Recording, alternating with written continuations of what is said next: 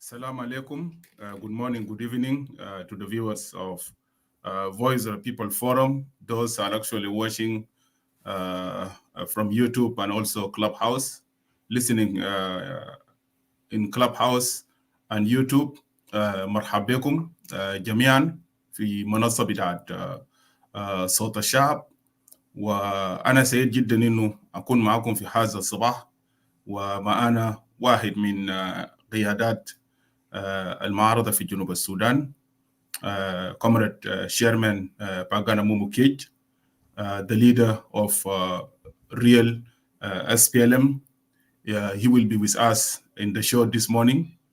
Very unfortunate, the show actually will be in English, the interview, but later on, if there is, because we are going to take some questions, if there is some question in Arabic, we also let him answer those questions.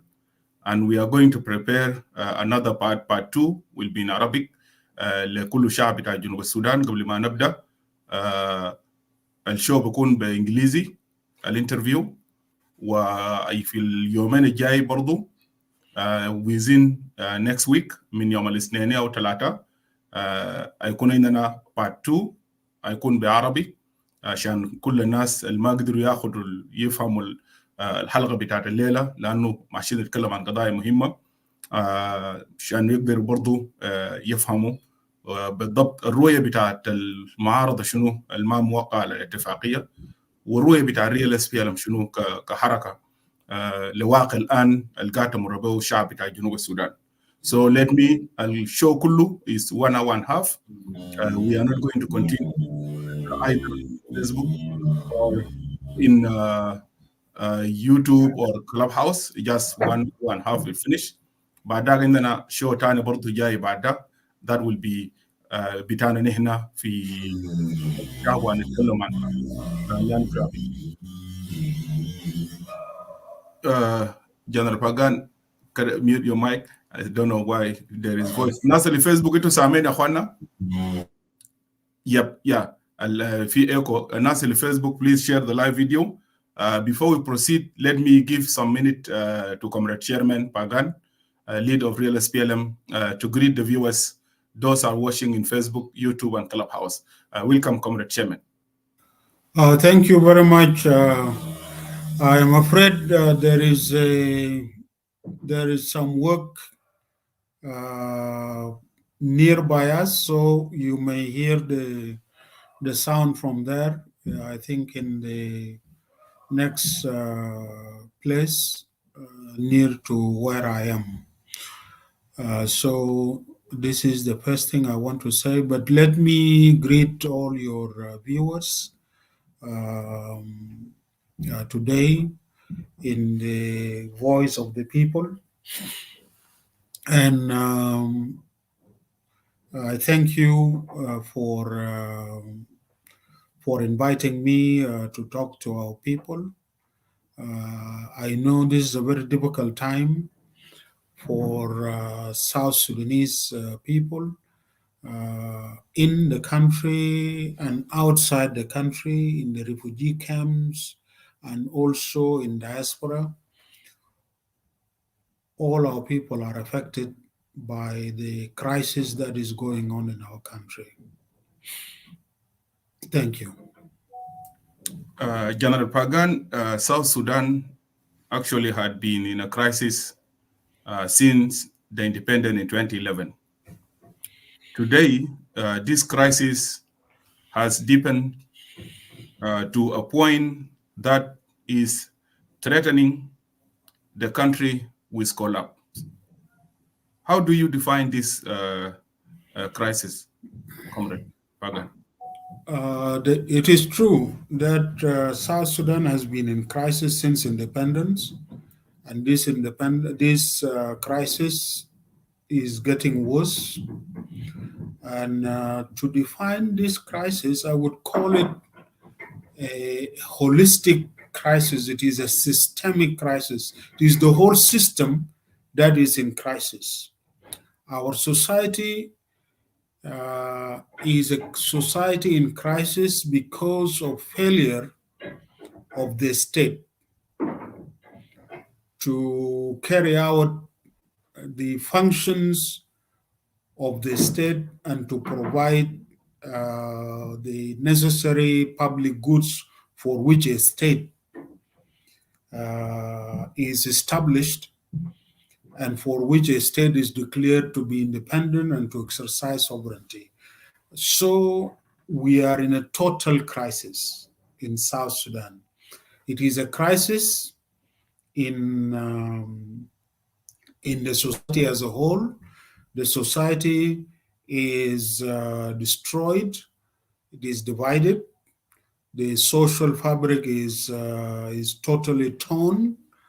There is massive violence in the society, a lot of displacement, and the country, the whole society is drilled. Most of our people are displaced internally, and others, a very big portion of our population also are displaced into the neighboring countries, and they are refugees there. And the whole society has literally collapsed in violence. And you will find that more than 70% of our population today are depending on humanitarian assistance. Without humanitarian assistance, there will be starvation and death of the majority of our people. So this dependence is a symptom, is a sign of this crisis. Our economy has collapsed. We have two sectors of economy. There is the traditional economy, where the majority of our people depend on in the traditional farming and animal husbandry. The agriculture on which our people used to depend on has collapsed.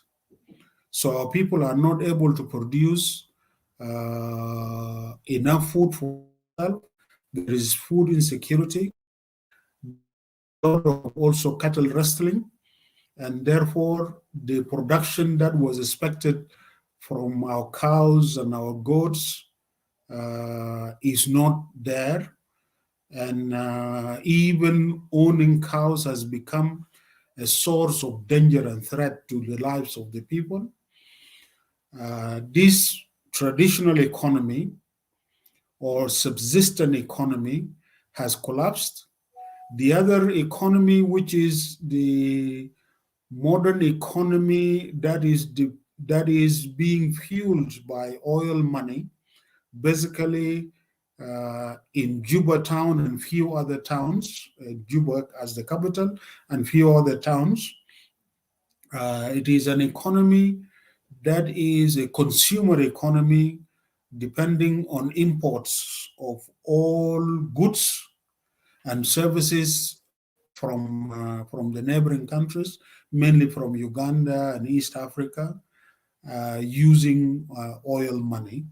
This economy has also collapsed and is in major crisis, where the government is unable to pay salaries for those who are working in the government, and where the supply of hard currency, dollars, is reducing, leading to inflation and leading also to the loss of the value of our national currency, where the South Sudanese pounds, which used to be £2 for a dollar, it is today 180 pounds for a dollar.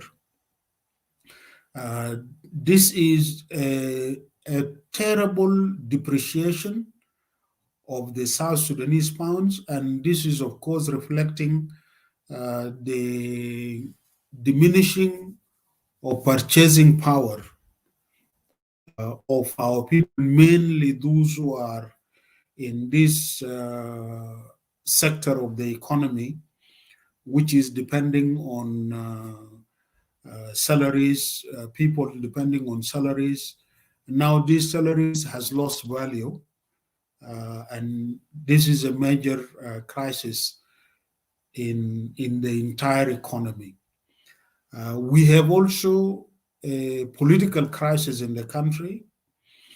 We have a security crisis, crisis of violence, and collapse of law and order. We have an environmental crisis with climate change, a lot of floods and drought, and displacement of people. So it is a total crisis that we have in South Sudan today.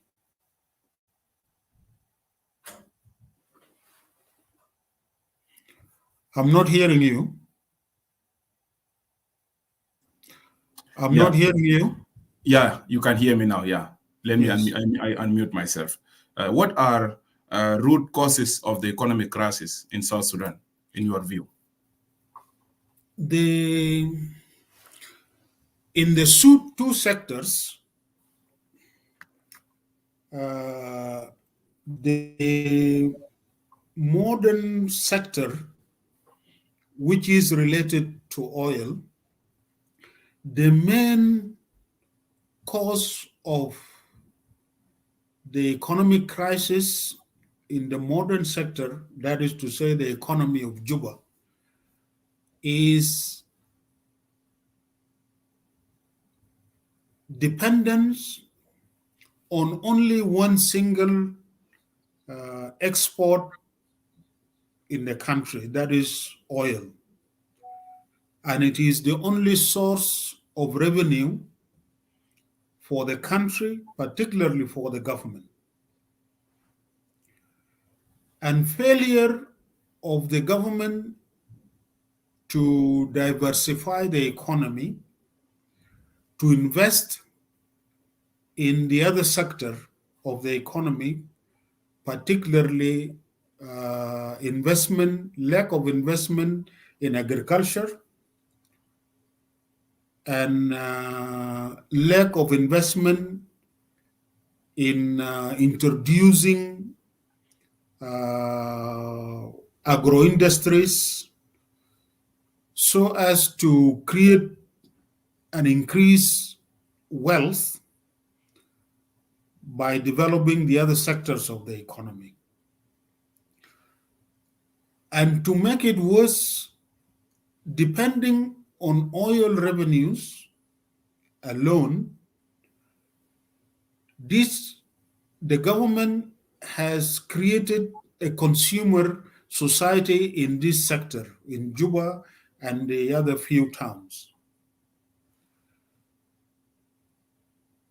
A consumer society that is not productive. People wait for the oil money. The oil money is budgeted, it is distributed, and it is used to import goods from outside. But even if it was to be a consumer society depending on oil, money alone would have been also a lesser crisis. But it made it worse that the state has been captured by a parasitic cartel of parasitic interest groups who have been sucking out the oil money from the government through corrupt practices, corrupt contracts. You will find that a group of cartels around J1 and around mainly and around the entire economy, particularly the economic sector,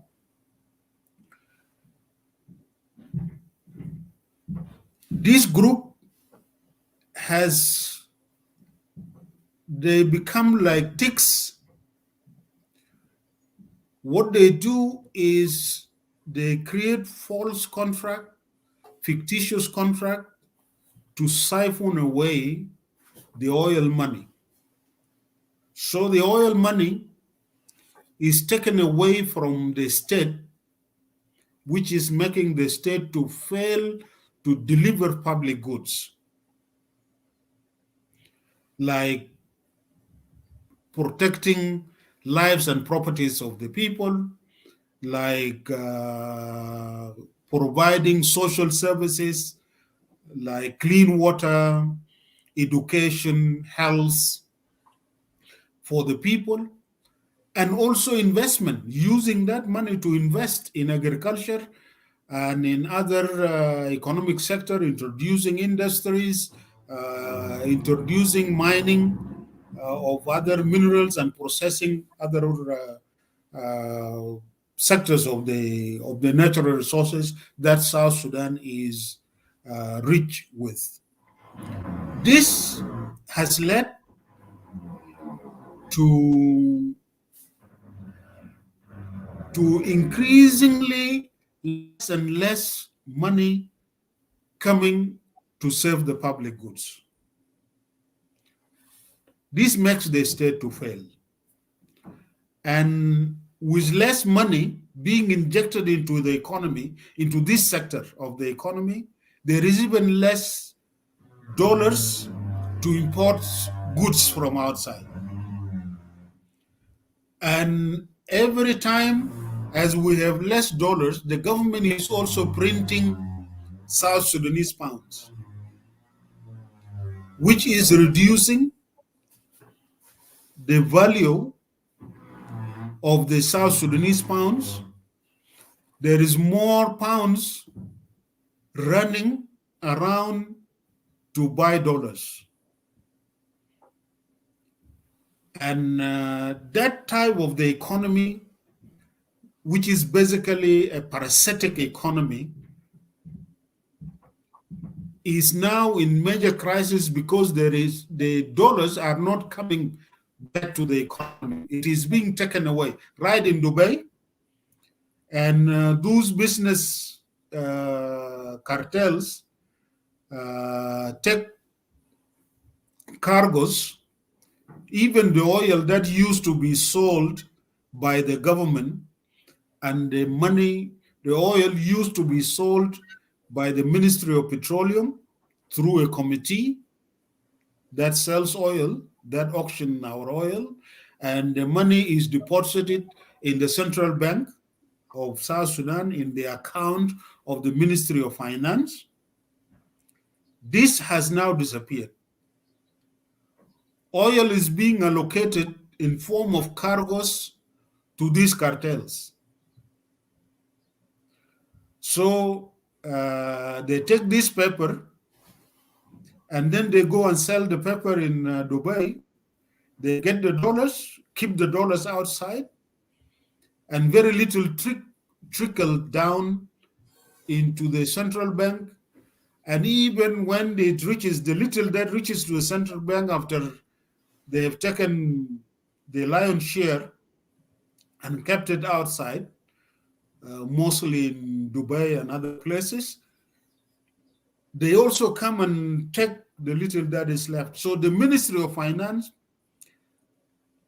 does not get the oil money,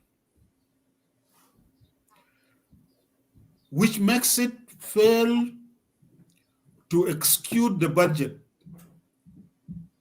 and finance the various budget items of the spending ministries. For example, they will fail to deliver the budget for health, the budget for education, the budget for agriculture, and nothing is delivered.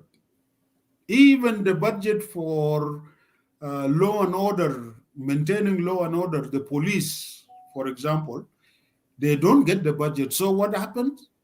The police end up extorting bribes, and they take by force from whoever is driving on the road so that they can survive.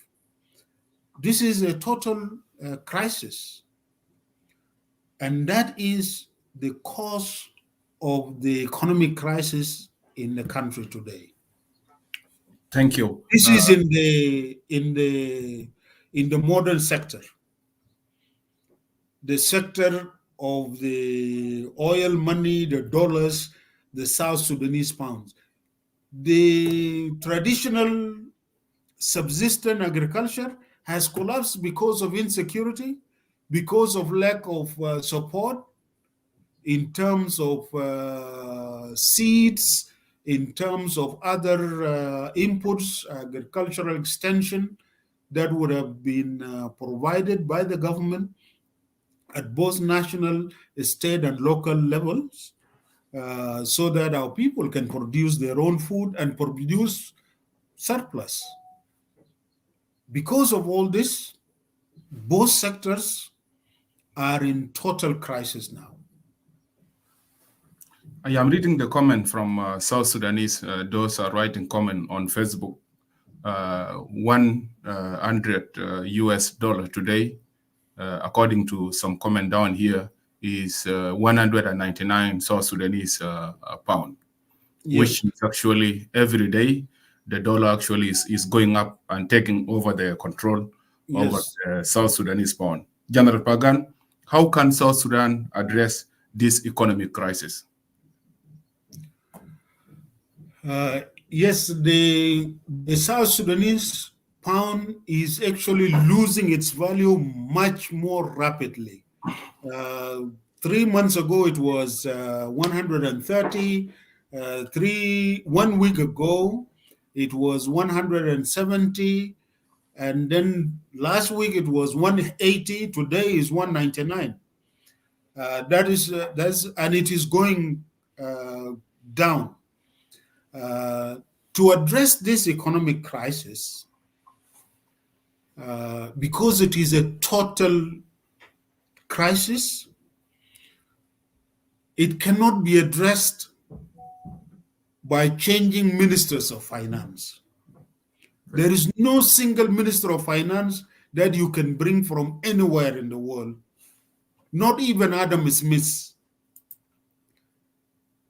can come and solve this problem. This is a crisis of the entire system. It requires a change of leadership. It requires a change of leadership thinking, introducing totally a new vision and changing the direction of the country. And the first thing you do is for South Sudanese to make a decision that our government, our state, the purpose why we became independent is to build a state that is capable to serve the citizens of South Sudan. And for the state to be able to serve the citizens of South Sudan, it must manage public resources in a transparent and efficient and accountable way. So the first thing you do is you stop the cartels that are siphoning money, whether they are politicians or business people who are taking the public resources away for no services or goods that they are delivering. This has to stop. Then this will bring the oil money to run back now into the economy. Now, when the oil first has to be sold by a committee in the Ministry of Petroleum. And this auction is to be made public for the public to know how much money of the oil this month has come to the central bank. The government should make it public. This is one. Number two, for the central bank to be the custodian of all the public government money.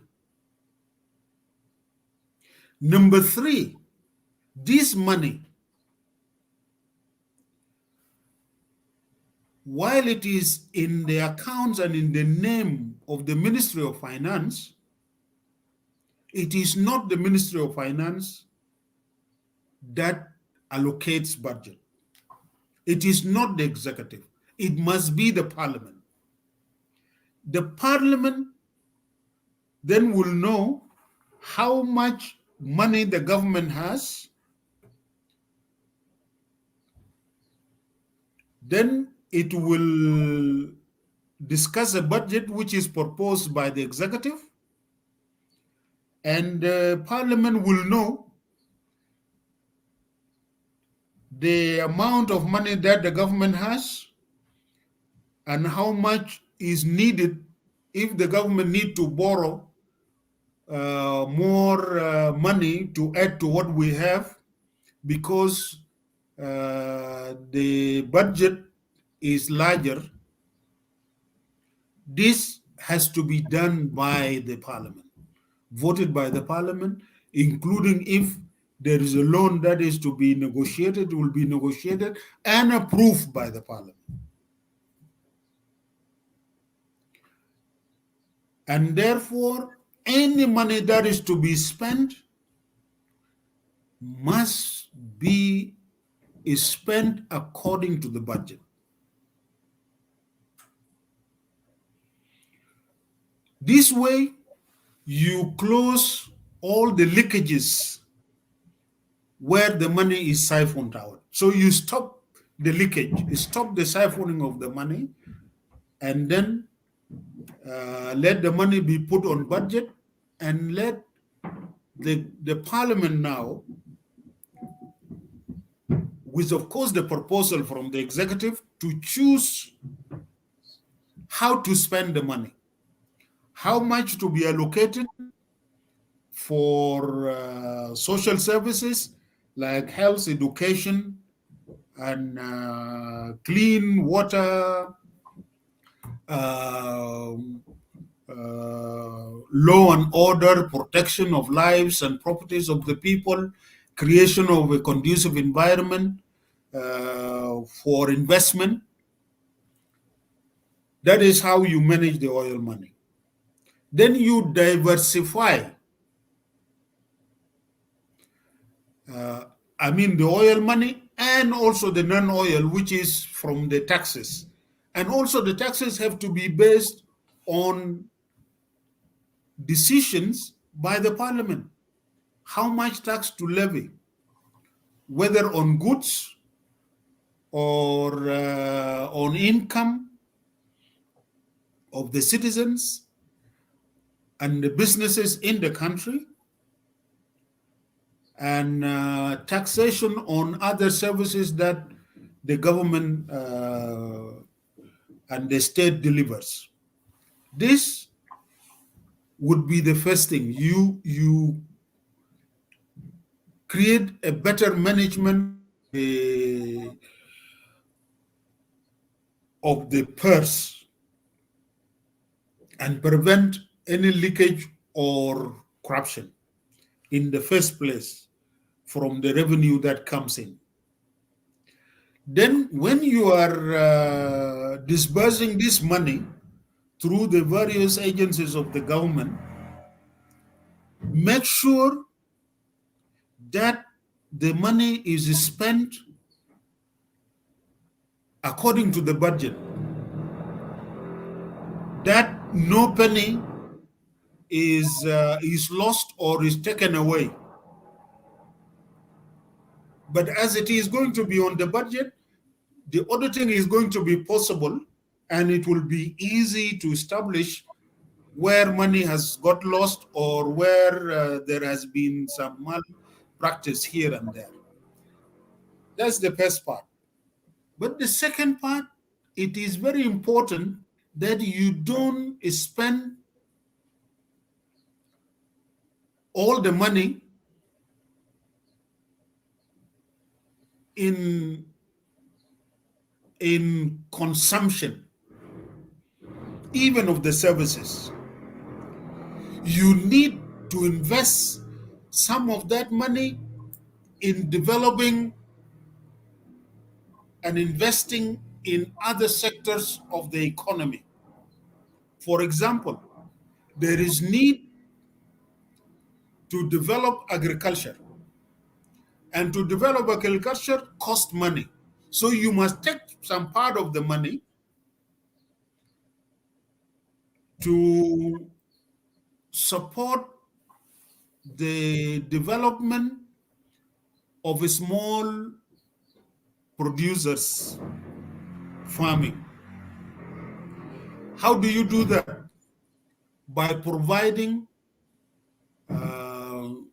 improved seeds, by providing improved appropriate technology like oxen plow, tractors, small tractors, hand pull tractors, and other technologies to increase the productivity of our small farmers. And you do this by also making small producers to have access to financing, so that they can buy the tools, they can buy inputs through either supporting microfinance or supporting agricultural bank as well as a cooperative bank to have money put by the government in those banks for the farmers to have access to it. And you give cover for those banks and grantees, so that it can reach to the people, but also the banks recover this money and it becomes a revolving money. This is very important. Now, when the small producers have access to improve tools, to improve seeds, and they can enlarge their production, you also diversify. You encourage people to produce, in addition to their food, to produce cash crops like sesame, for example, like even chilies, shatal wahida, value, and other produce. You encourage poultry, you encourage production of meat from raising pigs, raising goats, raising rabbits. All this can be done by small farmers, but they need support. And it has to be a matter of policy and strategy implemented by the government. That will be the work of the Ministry of Agriculture, together with the other institutions that will be created to support small farmers. You need also to introduce and support commercial farming, mechanized commercial farming, like the farming in Rang area and in Northern Upper Nile. You need to replicate it. You need to have projects in all the 10 states.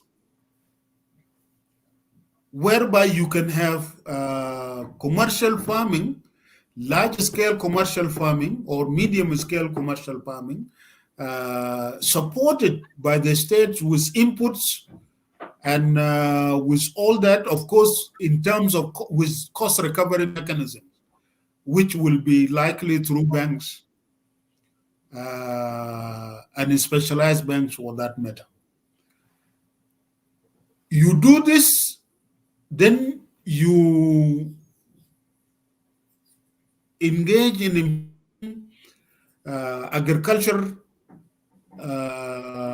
economic recovery, and of course, not only in terms of plant agriculture, but also animal livestock and fisheries. All this, we have huge resources.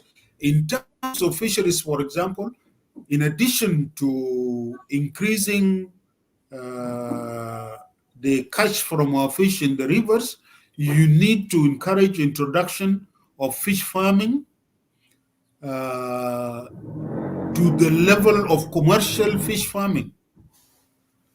You need to support fishmongers and fish farms with inputs, modern inputs, so that they can have boats with motor that can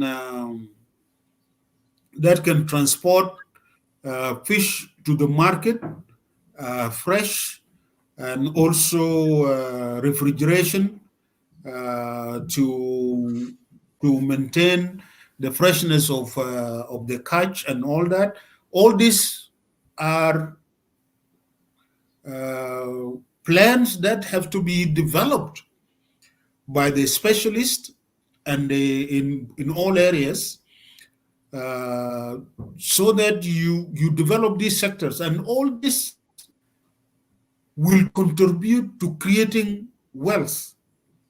And as the people become richer in the small farms, in the medium farms, in the fish farms, in the milk production and dairy and meat production, all these are also activities which are taxable.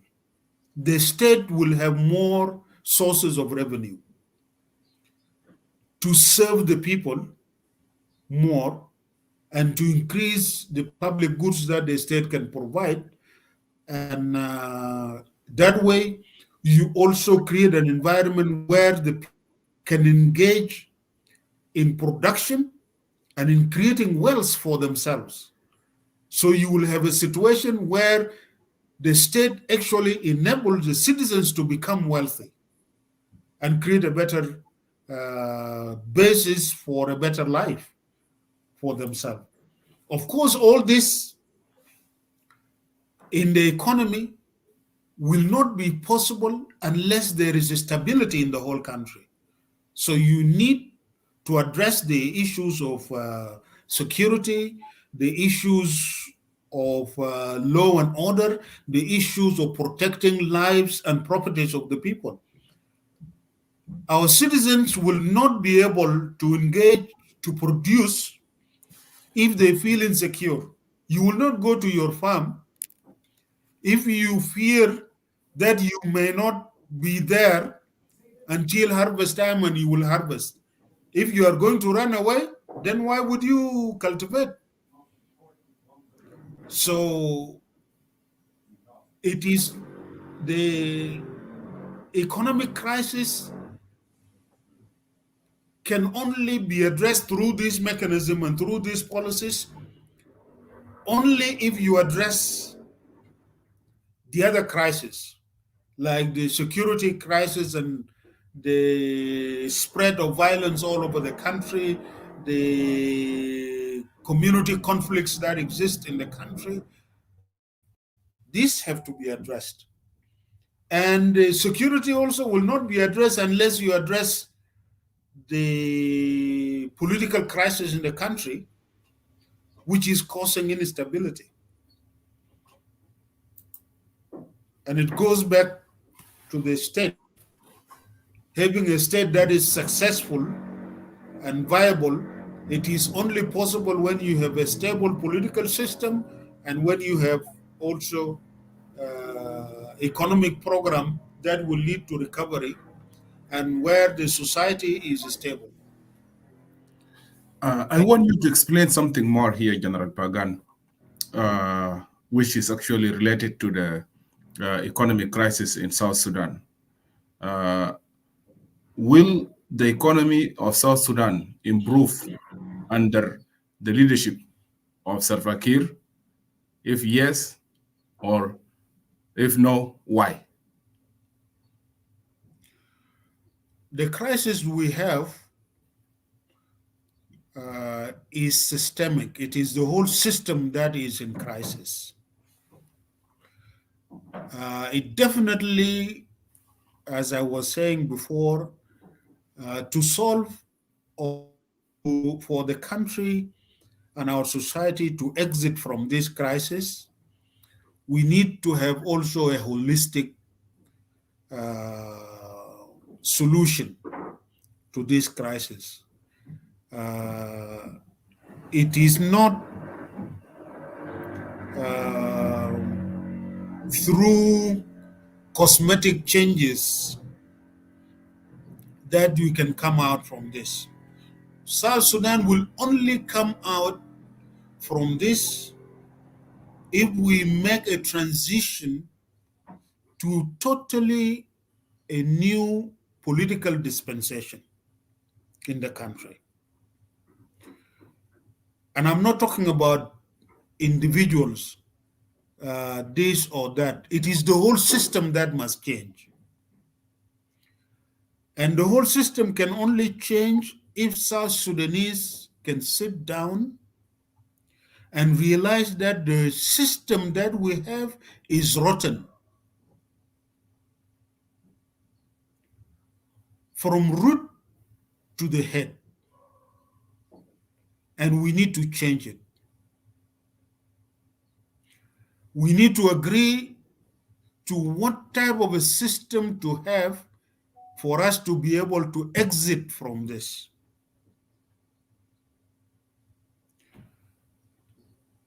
Therefore, the approach to it is for South Sudanese really to have a dialogue. The level of crisis we are in today is not a crisis that the current government can address, because it is also gripped by the crisis itself.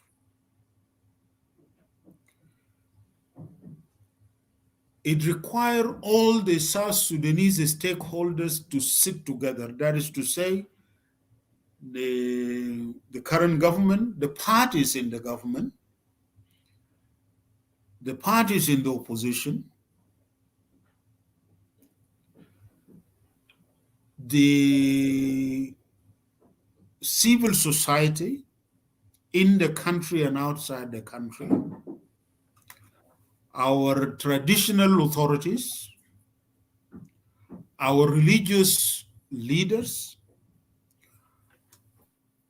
our women movement leaders, our youth leaders, all of us, we need to sit down and develop a national consensus. Ask ourselves, we are in crisis, total crisis. What do we do? How do we get out from this? The outcome of this dialogue will be a consensus. A consensus, that is to say, something that we agree to, all of us. This consensus can be developed into a new social contract. That is to say,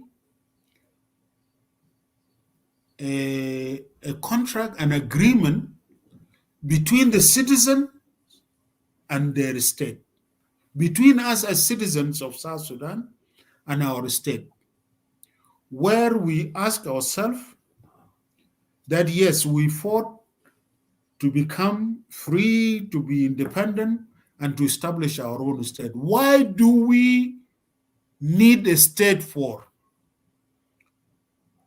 What do we give the state in terms of powers, like the sovereignty and other powers to maintain law and order in the country, like the power to protect the territorial integrity of South Sudan, like the power to provide services for the citizens, educating our children and providing health services for our sick people, and providing clean water, providing electricity, building roads, developing the economy, managing the economy. These powers that we give to the state, in return for what do they give to the citizen? And how is that power being exercised? And who exercises it? Are we going to have elections so that we choose our leaders periodically in free and fair elections? And we put all that after we have agreed this social contract, we now translate it into a permanent constitution. That is to say, how the structure of our state to be, how political power is going to be exercised, how is the government formed, how are the leaders elected, for how long do they exercise, and how do they implement their program, and how do we hold them accountable? And what are the rights that the state must not touch? Rights of the citizen that the state must not touch, must protect. This is necessary. Basically, we need to go back to the establishment. We need to reestablish our state. Now, when we have those, we can now then implement them. We have a lot of experience from 2011 up to now. In 2011, after independence, we formed a transitional government for 4 years with the mandate to develop a constitution-making process, permanent constitution-making process, and holding elections in 2015. Before that, before we reached to 2015, we went into crisis in 2013 and formed another transitional government with a committee that was established called Crisis Management Committee, and all that. It failed.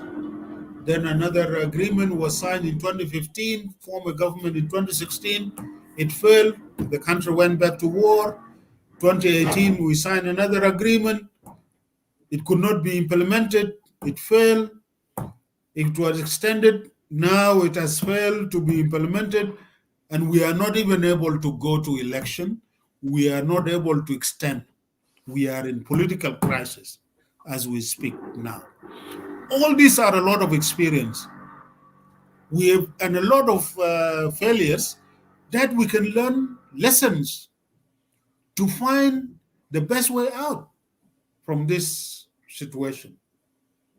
You see? So these crises that we are in are also coming with a lot of opportunities hidden through the mistakes we have gone through and through the failures that we have gone through. They are all showing us a way out. It will be madness to continue doing the same things once and again and we expect different results.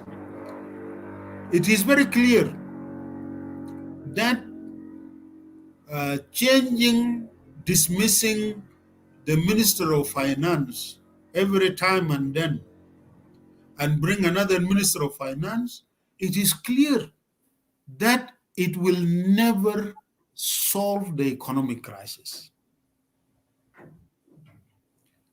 It is clear. But why do we continue doing the same thing and expect different results? Can we learn to do it differently? That is what is required today. Now, we have also been to solve this problem or to take the country to a better system. We have disagreed, we have quarreled, we have imprisoned ourselves, we have even refused to talk, and we went and fought ourselves. Then, after fighting, we signed agreements. So fighting is not solving the problem. And not implementing agreements that we sign is also not solving the problem. Can we learn from that? We have learned through this period that discussion that is only limited among political parties in the government and in the opposition without involving our other sectors of the society or the whole society, or without involving all the stakeholders, has not solved the problem. How many agreements that have been negotiated between the political parties in the government and in the opposition, among the warring parties? Have they helped us? No, they did not help us. Can we learn from that? I think it is possible to learn from that. Through our failures, we are now rich with experience. Can we use this wealth of experience to solve our problem in a different way? It is clear that dialogue was started. For example, dialogue that was organized and instituted by President Kiir, even though it was limited and many of us were doubting that it was being controlled by the government, but it was an opportunity, and it is very clear that if South Sudanese people are given opportunity to talk, they tell the truth to themselves, and they are able to point to solutions. But it is clear that if people talk and they tell you or they agree what needs to be done, and you do not implement it, then we are still in a crisis. We'll continue to be in crisis. There is a need to learn from that as well. When you organize dialogue in an environment which is not conducive for soul searching and truth telling, like what happened in with the national dialogue, it does not end to solving our problem. What do we learn from that? So we need to have dialogue with all the stakeholders in a neutral space where South Sudanese will be free, all of them, to address the problem and then agree on a very clear program, very clear plan how to make a successful transition and exit this trap of failed transitions. That, I believe, is the way we can address the crisis, the current crisis, which is holistic. It is economic, it is environmental, it is humanitarian, it is political, it is security. Entirely, it is societal.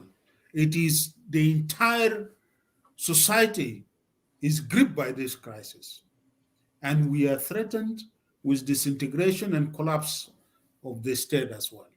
Thank you. Yeah, thank you. Actually, you have talked about economic crisis in the country. And what about the humanitarian crisis? And how can South Sudan end dependence on humanitarian aid and become self-sufficient and food secure? General Pagan, you are aware of the situation of our ordinary citizen in the country. Yes, today South Sudan is not only the poorest country in the world, but it is one of the countries that is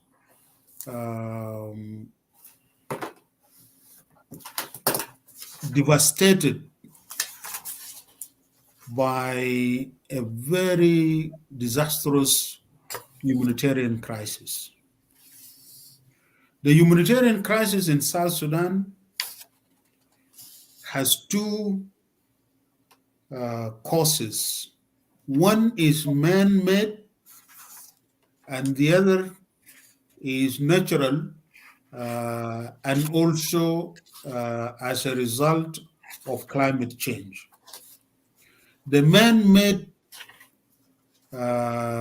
humanitarian crisis is because of the civil wars that South Sudan has been subjected to, displacement of people, destruction of livelihoods because of this war, and the spread of violence within and among communities. In addition to that, you have the climate change, and South Sudan is probably among the first countries in the world that are affected by global warming and climate change, which is resulting into excessive rainfall in short periods, causing floods, and also periods of droughts. And all this are affecting the production cycle of our agriculture, of our animal husbandry, and it is causing displacement of people. Many of our communities are now living in floods or have been displaced by floods. We have lost a lot of animals as a result of floods. Farms have been submerged and flooded, and floods have been there. The water is not receding for several years, 4 years now. This has not only caused destruction of our food production capabilities. If you add this to violence, which is resulting from the civil war and collapse of law and order, and the diminishing of the state to even address and solve conflicts in the country. All this, when you put them all together, it has resulted into more than 70% of our population today are in need of humanitarian assistance to survive. And even the delivery of humanitarian assistance is becoming difficult, increasingly difficult. Humanitarian workers are being targeted because of this violence and collapse of law and order. And South Sudan is a country where humanitarian workers are in danger to operate and to deliver assistance. Also, there's a lot of obstructions by state and non-state actors to obstruction to the delivery of these humanitarian assistance to the needy people in the various far areas in the country. So this is a very grave humanitarian situation. The war in Sudan has forced many of our citizens who were refugees in Sudan back to the country, and this has increased the humanitarian crisis in many of our communities which were vulnerable, and now they are receiving more of our citizens who also need help. In an environment where there is no infrastructure to even deliver this humanitarian assistance, it is also very expensive to deliver it because they will resort to using aircrafts to drop food and having convoys to travel in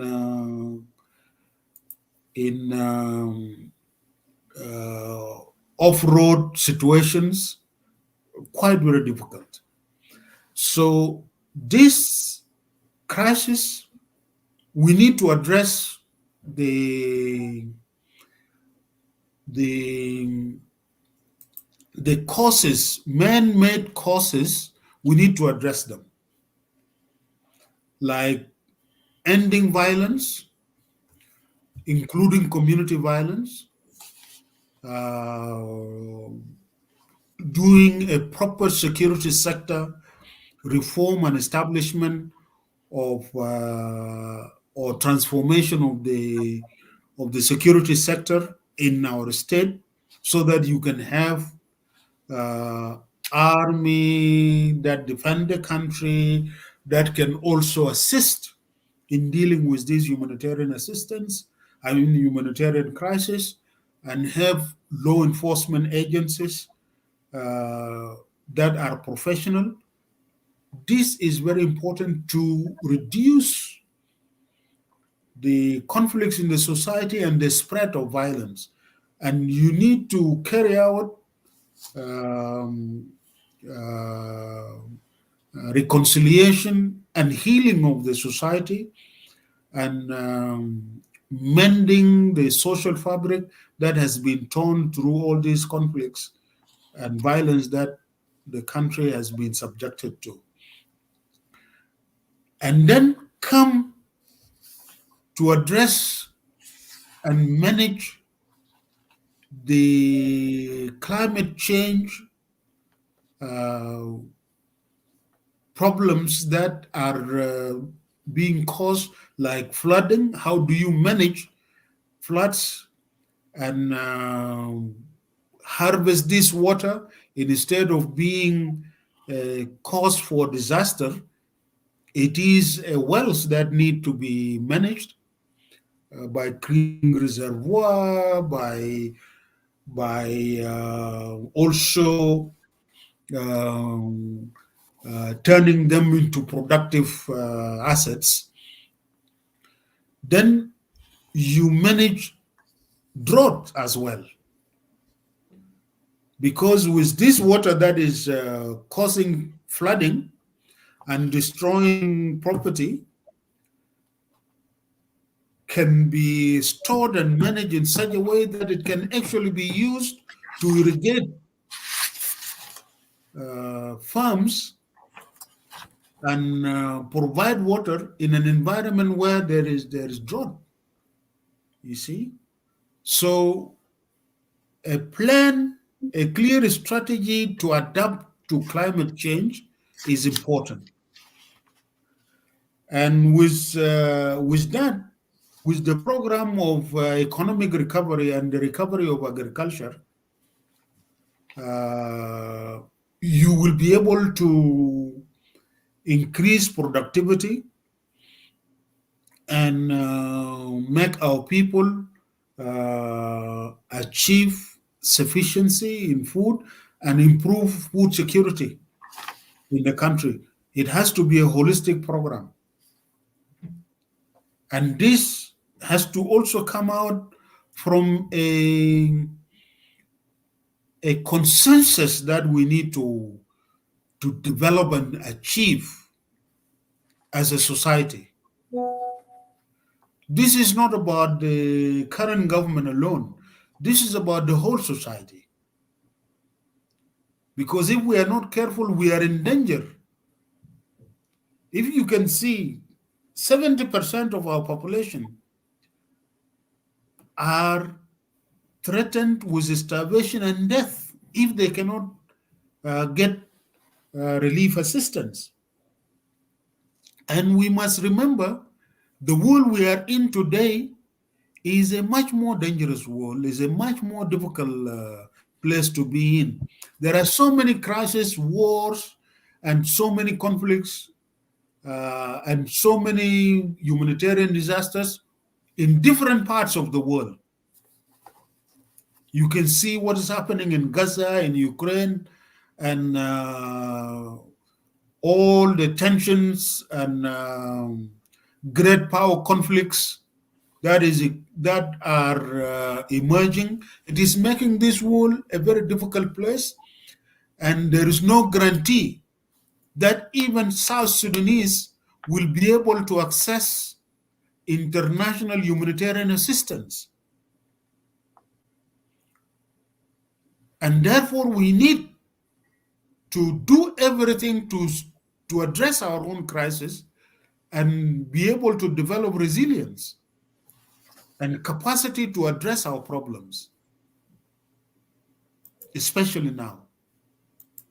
And that is how we address this humanitarian crisis, which is caused by two problems, two sources, man-made and also disasters from nature, which can be part of it also is man-made because of the developed world have been putting to the atmosphere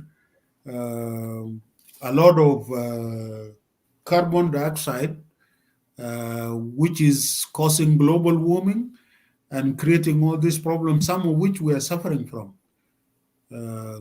But if we are not ready to address this problem by ourselves and then seek support or even demand some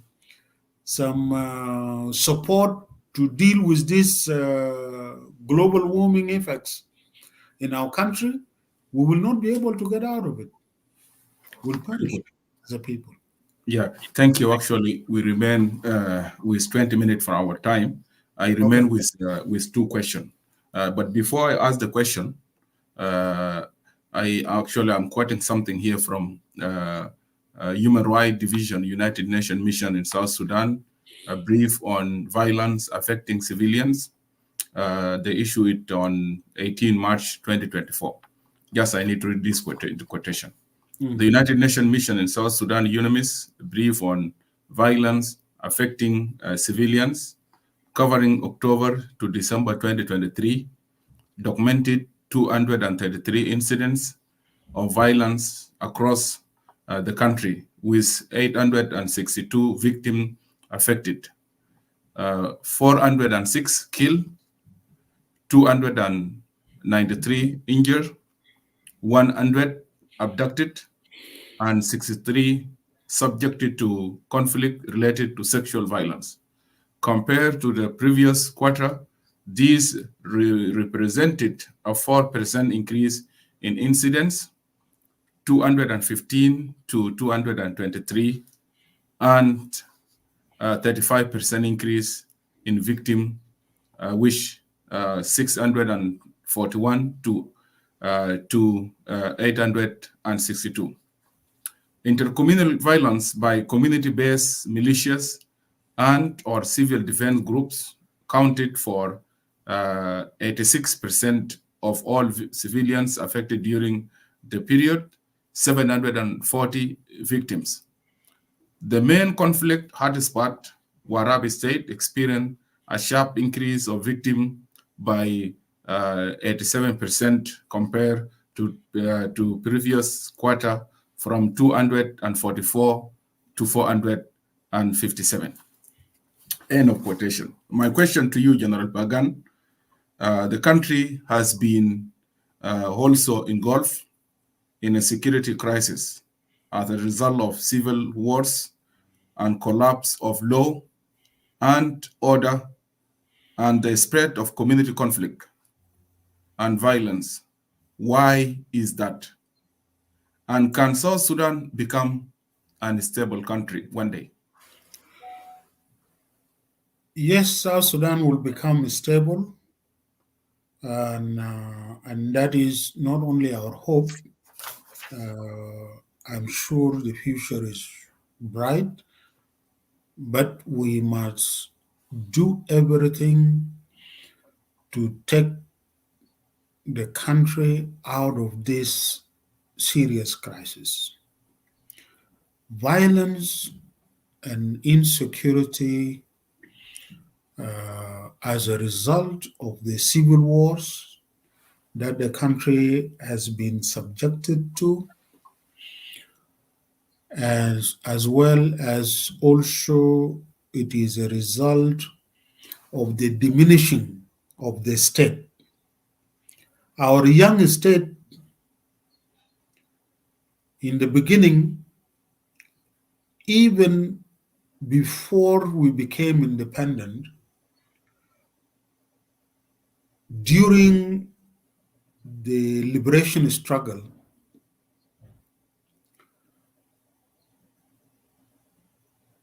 more than 70 to 80% of our country, of South Sudan, was under or was liberated and was under the administration of SPLM, SPLA, and managed by the New Sudan civil authorities, CANS. During that time, in the liberated areas, it was 100% peaceful. The people were not only stable, with exception of some occasional aerial bombardment, which was, yes, destructive, but it was occasional. But the rest of the area was very peaceful. You can travel from Capoeira in eastern Equatoria by car to northern Bahr Ghazal through western Equatoria. And you will travel through all that area to Lake State, to Warab, into northern Bahr Ghazal, and to the border with southern Darfur or southern Kordofan, very peacefully without any problem. No community violence or communal conflict. And whenever an incident happens, immediately the authorities solve that problem.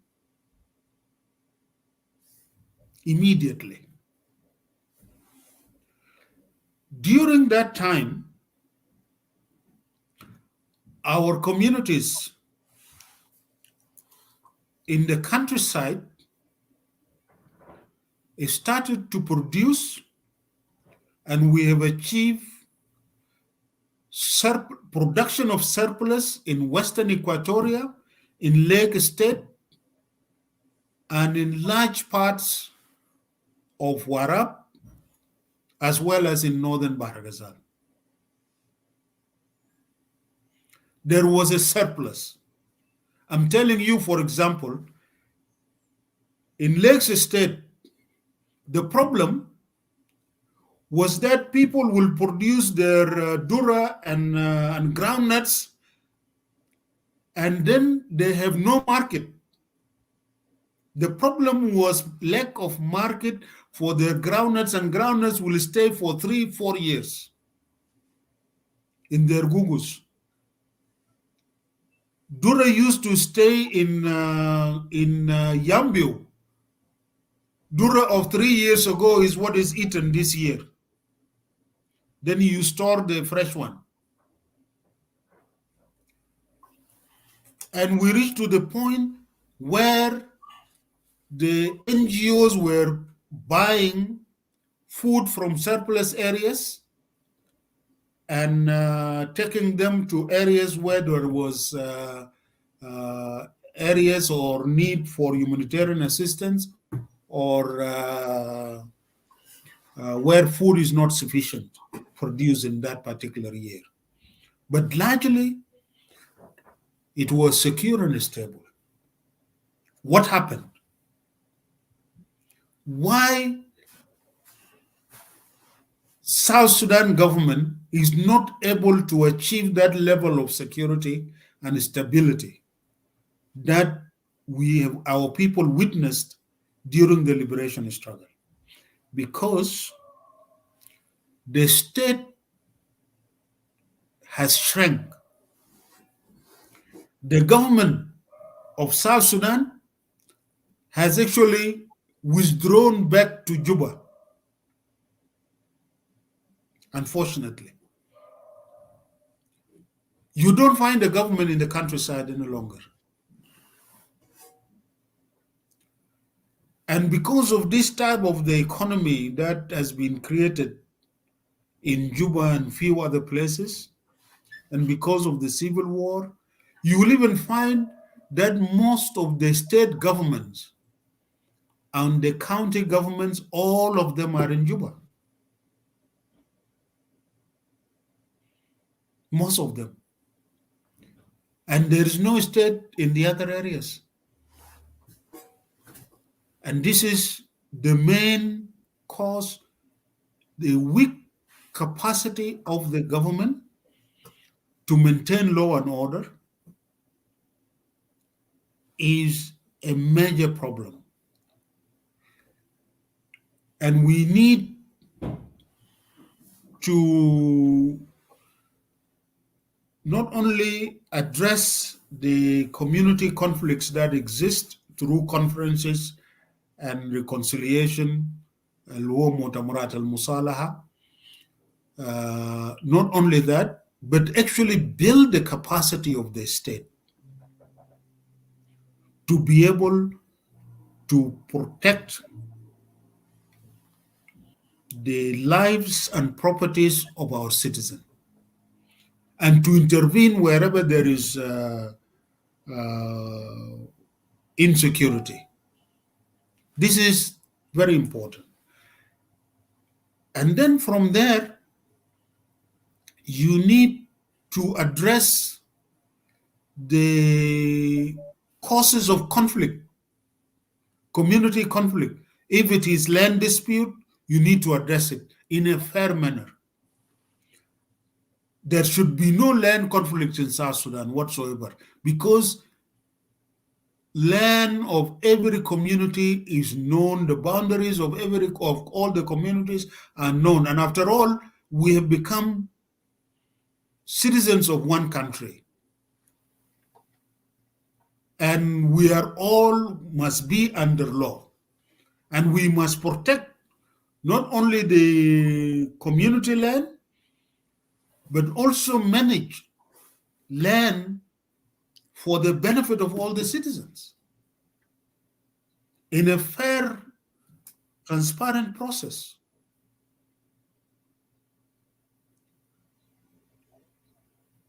address the problems of cattle wrestling, address the problem caused by movement of cattle into agricultural and farming communities.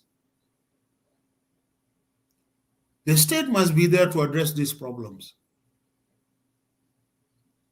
If we are able to address these problems, we reconcile the people, we encourage the people to engage in production in an environment of stability and peace.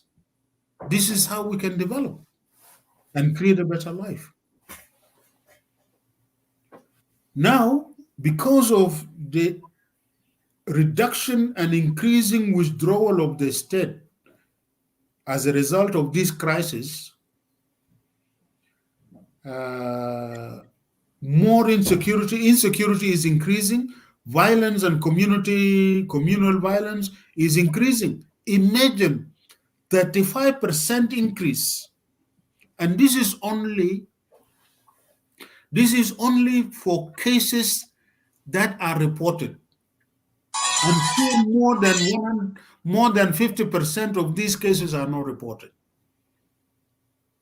And the increase in the percentage of the effects of this violence is a direct result of disappearance of the state. The state is collapsing. And it is very unfortunate also the mindset like that of our president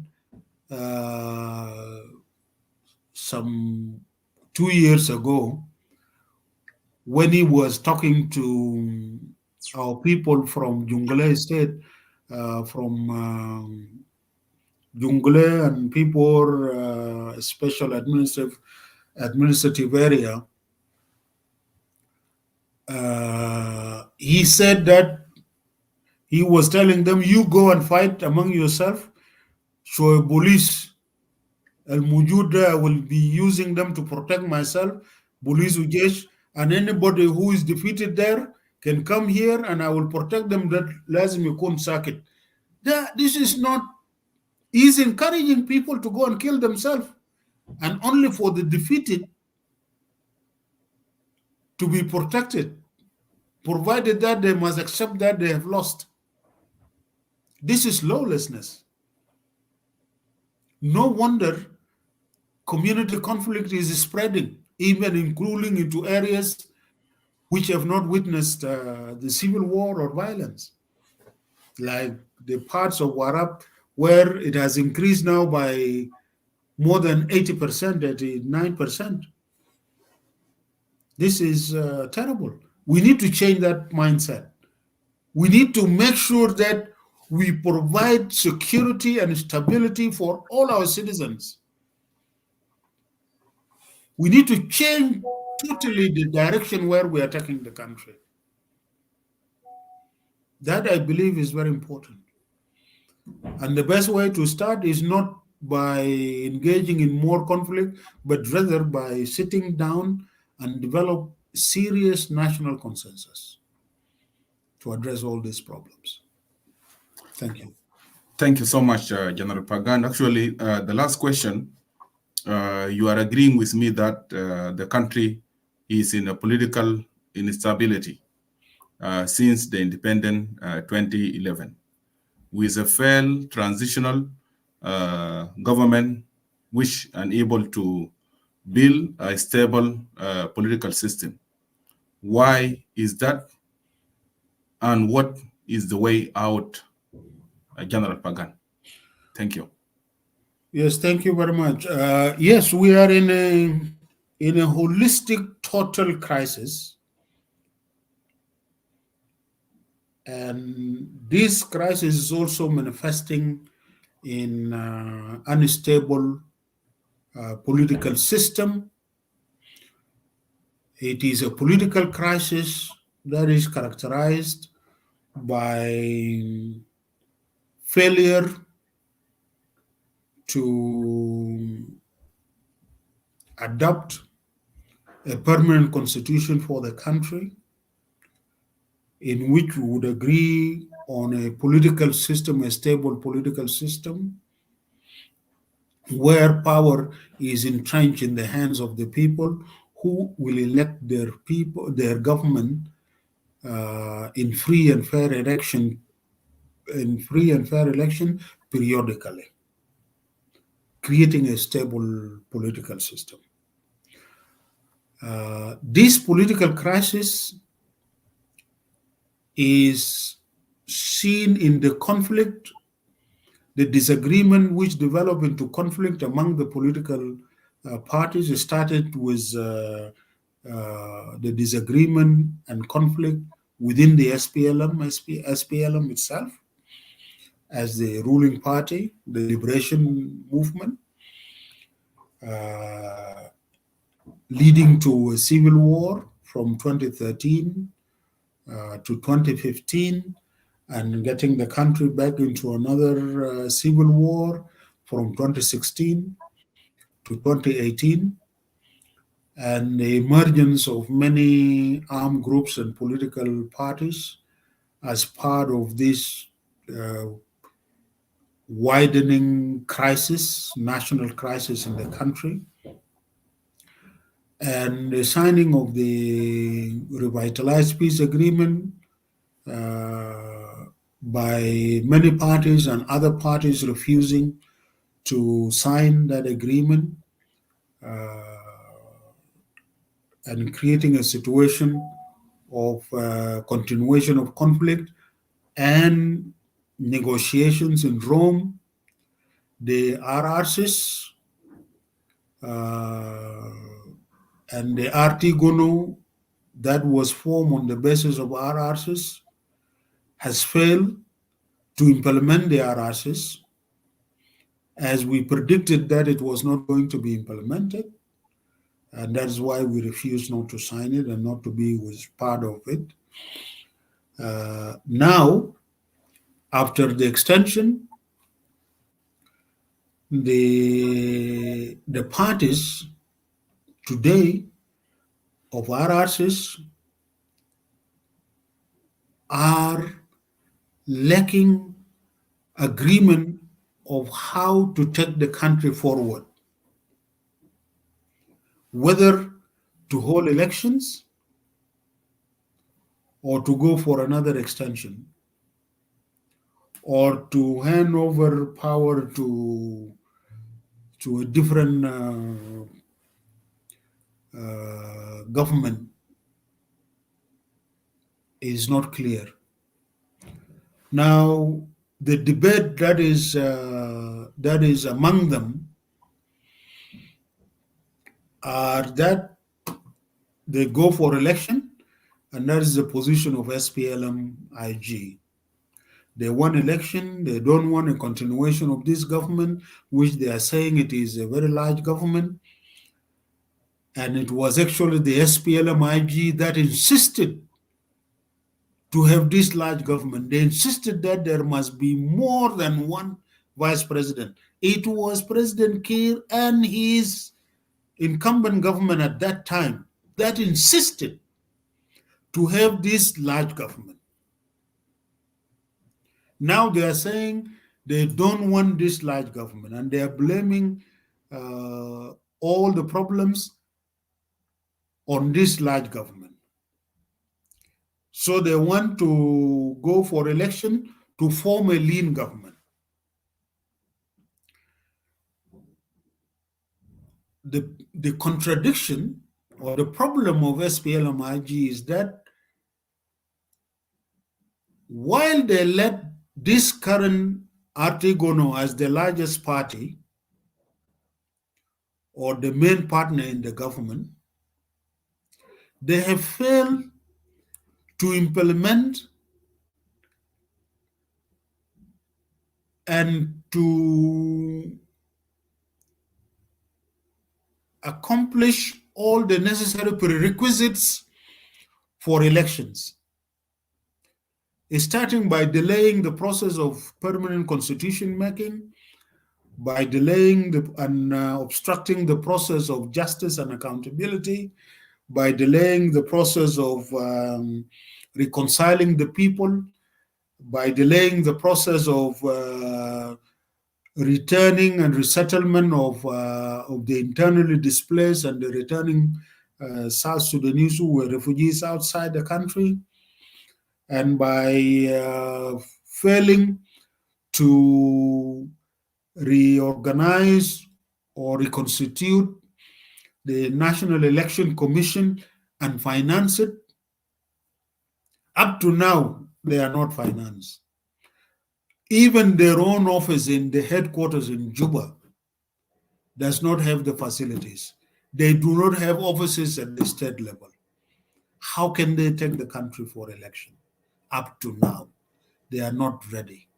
Even the SPLM itself, it is not ready for election. They are left with very few months, and they have not even started their own requirement in terms of preparation for elections, holding Buma, Payam, county, state, and national congresses and convention to elect their even candidates and to formulate their policies.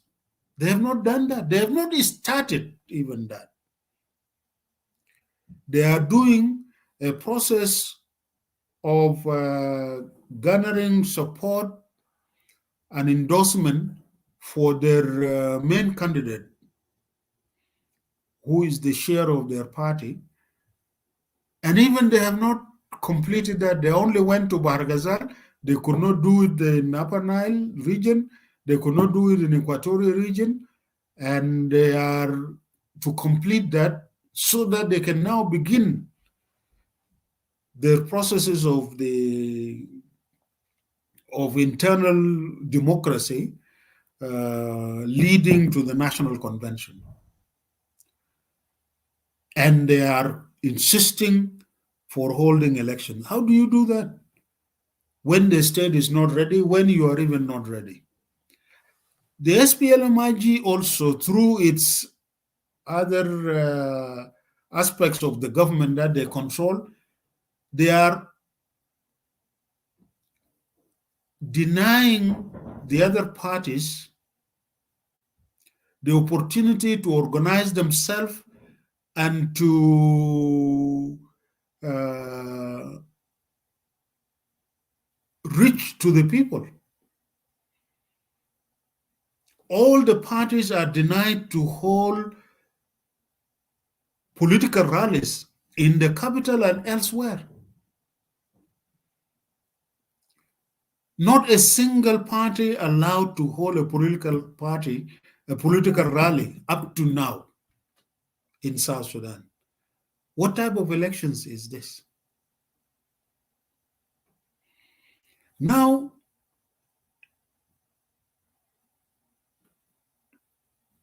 the path for election is not there. The path for extension is not there. And there is no dialogue among the political parties in the government or signatories of the agreement. And the discussion between that government and the non-signatories, the government has walked out from Rome, I mean. The government in Juba walked out from Rome. They have requested Kenya to initiate. That process is also has not taken off. So you can see that this situation is keeping South Sudan marooned in this failed transition and in this confused political environment, threatening with implosion within the government itself, or threatening with a possible return to war, a possible increase of opposition, a possible development of a mass popular movement that may overthrow the government anytime. With all this economic crisis, you can see that the situation is very, very precarious. I believe the way out from all this crisis, even the way to help the government, is by South Sudanese to agree to go for a real soul search for dialogue. And it has been proposed by the National Consensus Forum that it is important that we enter into a roundtable conference to develop a national consensus, a roundtable conference that will be attended by all the stakeholders in South Sudan so that we can solve the problem of the country. This problem now is bigger than the government itself. It requires the whole society to come around, representative of the stakeholders, not only of the political parties alone, but also of our religious leaders. They have to be there, the traditional leaders have to be there, women leaders have to be there, youth leaders have to be there, civil society leaders have to be there. As South Sudanese, we really need to rescue South Sudan. And the best way is for us to sit down and address the problem. It is even not about judging ourselves and incriminating ourselves. This is about rescuing our country, rescuing ourselves all as South Sudanese in this boat, and also rescuing the future. The generations who are even not here, who are not born.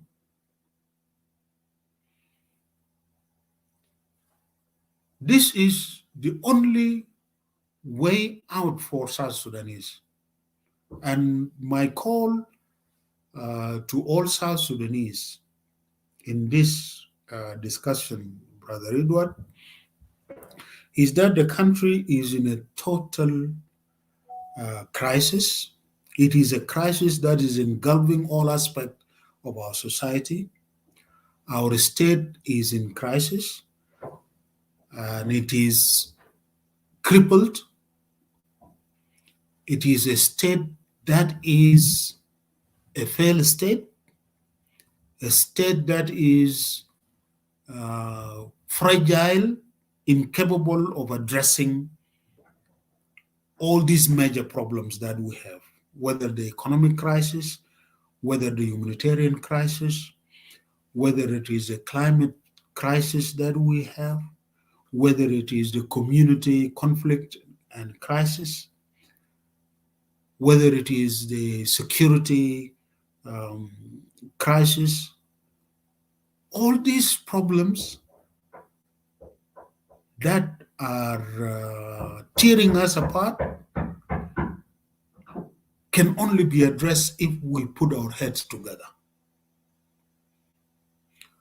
We call for a roundtable conference in a neutral ground, maybe turn even the Kenyan initiative into a process that will facilitate this roundtable conference that would be inclusive to rescue South Sudan. And we go into this with a mindset of solving our problem, not seeing ourselves as enemies to each other. We are not enemies. We are brothers and sisters, and we need to be grateful to God who has given us this land. We need to be grateful to all those who gave their lives, those who struggled from generation to generation and gave their life for us to be free today. The only way we can show that gratefulness is by us assuming responsibility to address our national crisis that we have and take our country out of this crisis.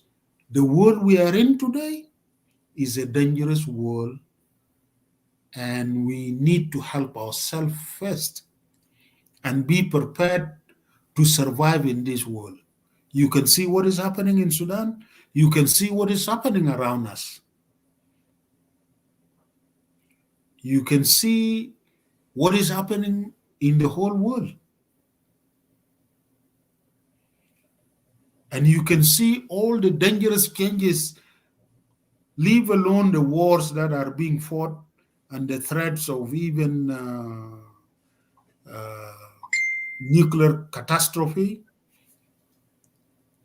But climate change and the economic crisis that is engulfing the whole world. We need to be prepared. And the only way to be prepared is to put our house in order and begin to use our little advantage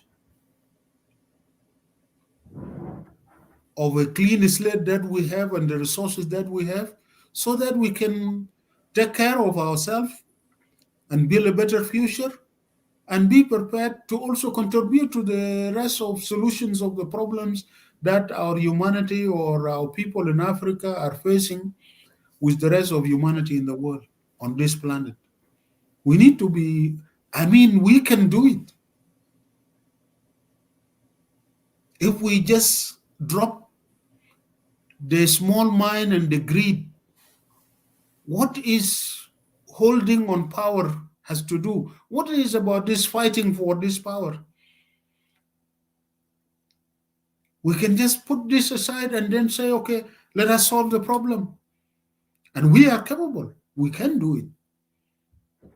And if you give South Sudanese an opportunity to have dialogue and to talk among themselves, they will always come on top. They can solve it. Thank you. Thank you so much, Janet Pagan. Actually,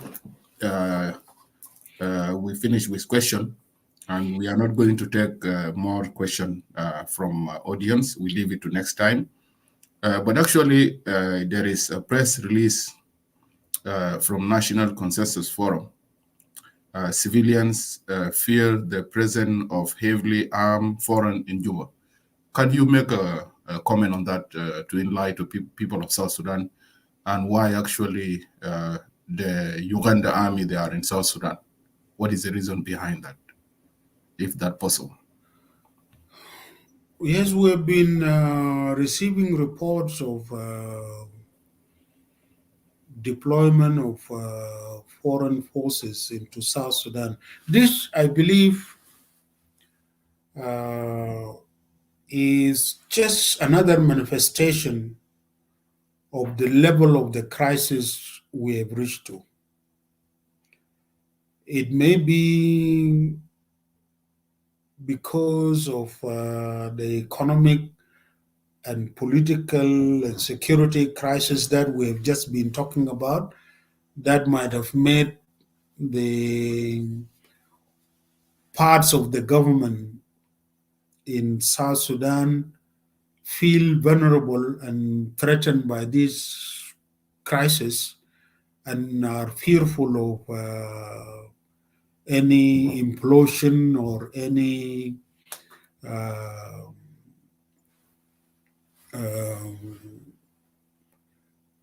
eruption of problems, and that's why they are seeking foreign forces to come and protect them. That is not a solution again. It's not the first time for foreign forces to be deployed into the country. When they were deployed, they were more contributing to conflict and to the crisis than solving it. That is not a solution. We have foreign forces, including forces that are deployed on the basis of UN agreements and mandate, and other forces that come in by other agreements between the government of the day and foreign countries. But these have not solved the problem in the country. The only way to solve this crisis, national crisis that we have, is for South Sudanese to sit and develop a national consensus based on a compromise that will lead to building a new social contract between the people and their state, and that would be used as a basis for a state and nation building in South Sudan, which we have to begin from fresh. And therefore, the only way out from this crisis is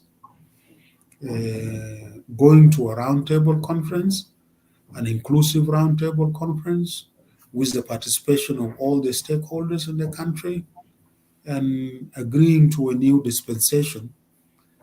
And from there, we take our country out of this crisis, out of these failed transitions, out of this failed political system, and out of this government in crisis, out of this economic crisis, out of this community conflict crisis, out of this political crisis, out of this humanitarian crisis, out of this climate crisis. All these crises can only be addressed if we enter into dialogue and reach a compromise. Thank you so much. What is your final message to the people of South Sudan? I have no any other final message. That is my message. Thank you so much. Let's go for a roundtable, especially now. The government in Juba, the Artigono, is in crisis. They are not able to take the country through elections. They are not taking the country to another extension. And they are in an economic crisis.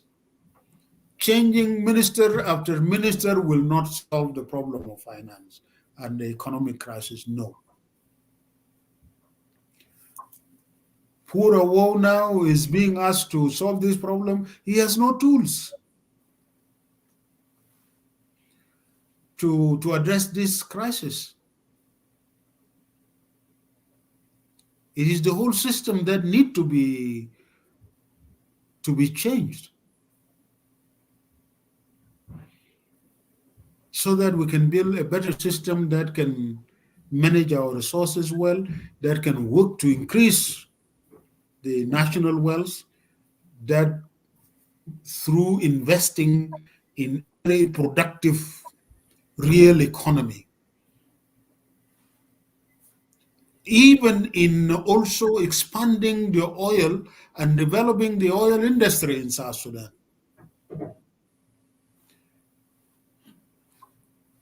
In a way that is really possible. Because even the oil that they are depending on is neglected.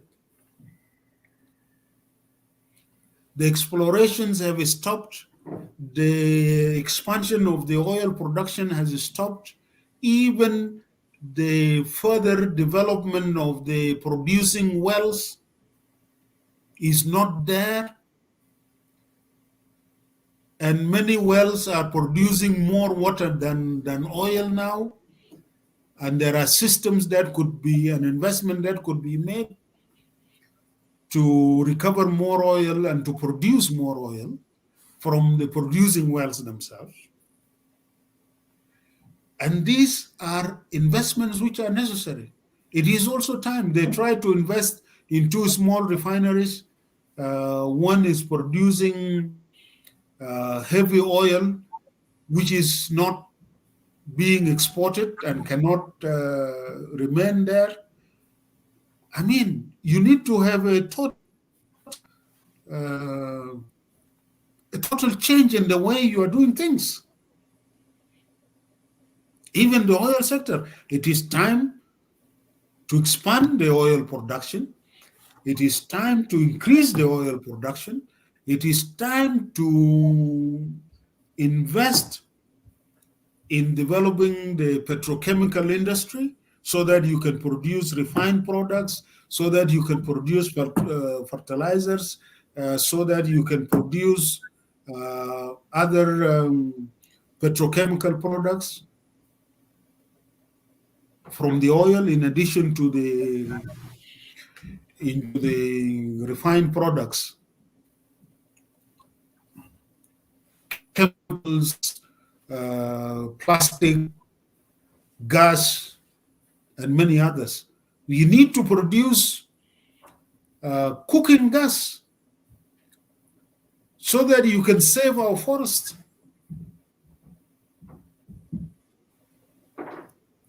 These are some of the things that we need to do, but you need to have a change of direction altogether. We need to craft a new vision for the country and give ourselves a new mission, how to build this state, how to build this nation as a prosperous nation. And it is possible. We have huge resources in the country, leave alone the land and the water, but you have minerals, you have forests, you have many other things. Not only to be extracted and cut and sold, but developed, including reinvesting in regenerating those resources as well. Thank you very much. Yeah, thank you. South Sudan, a better future, but we have to do everything. We have to come together and serve the country now. Tomorrow will be too late. Thank you. Thank you so much, General Pagan. And see you next week, inshallah. We'll come here. Yeah, and speak in Arabic. Thank you. Thank you. All right. We'll do Thank that. you. Have a good day. God bless you. Thank you. شكرا جزيلا لجنرال فاغان. هو كان معنا في حلقة هنا، وللناس المشاهدين الأسبوع الجاي يوم الثلاثاء أو الاثنين نحن هيكون عندنا حلقة تانية مع جنرال فاغان، هيكون بعربي، ونحن هندي فرصة للناس يسألوا أسئلة. There is 2 questions أنا خدتهم قبل شوي، لكن because of time نجيب كده نقفل اللايف فيديو ده، أدونا حاجة زي 20 دقيقة نفتح اللايف فيديو تاني أننا ماشيين نتكلم عن لاند جرابينج في جوبا. جاس أنا نقفل مباشرة وأنا بفتح كلاب هاوس بعد كم دقيقة and then we'll continue. Thank you so much and God bless you all. See you next week.